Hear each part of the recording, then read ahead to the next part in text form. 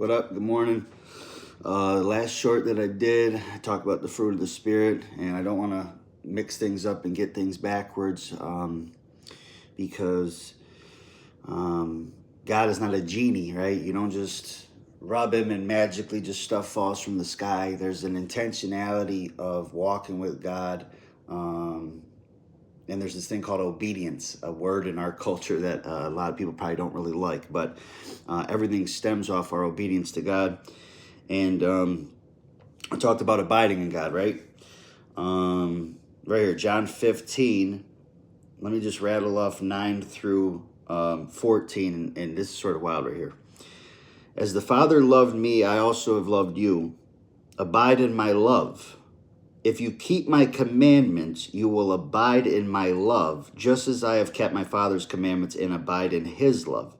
These things I have spoken to you, that my joy may remain in you and that your joy may be full.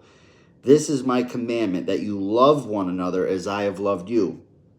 Greater love has no one than this, than to lay down one's life for his friends. You are my friends if you do what I command. Period. Jesus said that.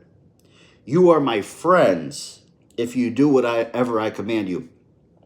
That's sort of crazy to try to even grasp the concept that God can be our friend, that we can be God's friend.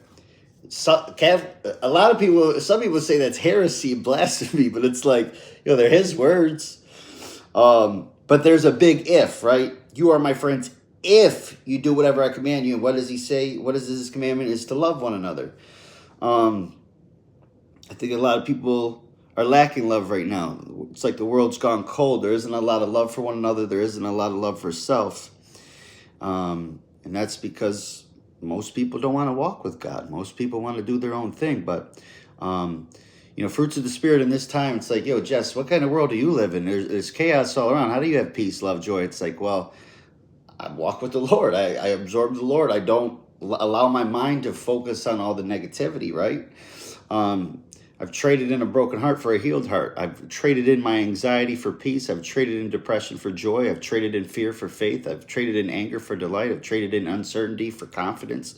I've got rid of bitterness and had even more peace. I've traded in my confusion for clarity. I've traded in addiction for freedom.